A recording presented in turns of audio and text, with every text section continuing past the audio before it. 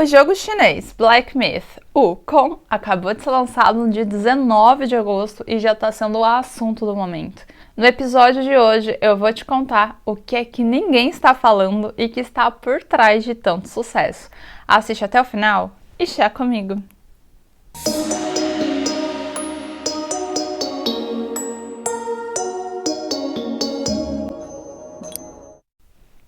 Por muito tempo, as pessoas pensaram que os jogos desenvolvidos na China estavam associados a plágio ou má qualidade. Isso fez com que os jogadores tivessem muito receio com os jogos desenvolvidos por chineses e preferissem os jogos feitos no Japão ou no Ocidente. Com a chegada de jogos como Genshin Impact, Tower of Fantasy, Arena of Valor e Honor of Kings, essa ideia começou a mudar. Apesar da popularidade desses jogos, eles ainda seguem o modelo mobile, free-to-play, com pequenas compras disponíveis que geram a renda do jogo. O que também acontece com outros RPGs de mundo aberto populares na China. E aqui eu quero destacar dois jogos que, embora não tiveram sua versão global lançada, sua fama transcendeu as fronteiras. Chinese Ghost Story, que foi mencionado em dramas que ficaram muito populares aqui no Ocidente, e Justice Online, que por muito tempo foi considerado um dos jogos de RPG mais bonitos do mundo. E é aí que Black Myth Wukong foi uma grande surpresa para todos. A interferência da Tencent no desenvolvimento do jogo tem sido uma preocupação desde 2021.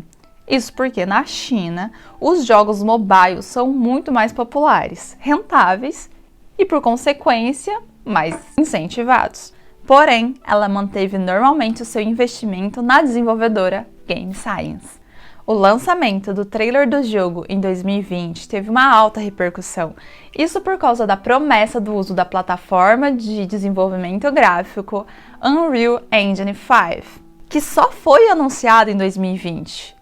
Muito depois do começo do projeto do jogo. Também houve muito ceticismo se uma empresa desconhecida chinesa teria capacidade de fazer um projeto tão grandioso. E o resultado, depois de 4 anos de preparação, foi um lançamento global batendo recordes e uma classificação AAA, o primeiro da China, conquistando os jogadores. O enredo do jogo é baseado na mitologia chinesa, mais especificamente no livro Jornada ao Oeste, ou Xiyouji, que tem quase 500 anos, e é considerado um clássico, tendo diversas adaptações de todos os tipos de mídia ao longo dos anos. E caso você não saiba, este livro também inspirou o anime japonês Dragon Ball. A história do livro começa em uma terra fictícia ao leste da China, onde tem uma montanha e no topo dela uma pedra, que depois de eras cultivando, dá à luz a um macaco de pedra, que vem a ser o protagonista da história, Sun Wukong. Em certo momento, os macacos daquela região fizeram uma aposta entre si, de que o macaco que tivessem a coragem e a ousadia de pular de uma cachoeira que tinha ali naquela montanha e descobrisse o palácio que existia por trás, bem, ele seria o rei dos macacos. E foi exatamente o que Sun Wukong fez. Ele pulou da cachoeira e se tornou o rei macaco. Em algum momento, ele decidiu que apenas a vida de rei não lhe bastava, e então começou a viajar em direção à China na dinastia Tang, à procura de um mestre que pudesse lhe ensinar a imortalidade. Ele encontrou um mestre com quem aprendeu feitiços para dominar os 5 elementos e adquiriu a habilidade de se transformar em 72 seres diferentes. Avançando na história, ele vai até o Rei Dragão do Oceano e exige que ele lhe dê uma arma, sendo que ele também é um rei. E foi aí que ele encontrou a sua famosa arma, que é um bastão que pode mudar de tamanho e até encolher do tamanho de uma agulha, que ele esconde dentro da orelha. Ao longo de sua jornada, Sun Wukong alcança a imortalidade 7 vezes. A primeira vez foi aprendendo a fórmula secreta da imortalidade com seu mestre. A segunda foi quando ele desceu ao submundo e apagou o próprio nome do livro da vida e da morte. E então, os governantes do submundo e do oceano vão reclamar para o Imperador de Jade, que é a autoridade suprema no Reino Celestial. Isso acarreta uma série de eventos em efeito dominó, em que acaba com Sun Wukong consumindo pêssego, vinho e elixir da imortalidade, criando atrito com vários imortais, precisando da interferência do próprio Buda, que o aprisionou sob a palma da mão, e sua mão se transformou numa montanha. Você está gostando da história? Então, e se você pudesse acessar essa história em seu original e poder ler as palavras exatamente escritas pelo escritor? A Academia Gohan de Mandarim tem diversos cursos. Recentemente também tem o plano trimestral. Você pode experimentar por 3 meses e, se gostar, você renova novamente. Eu vou deixar aqui embaixo na descrição o cupom de desconto no curso completo anual. Então corre lá!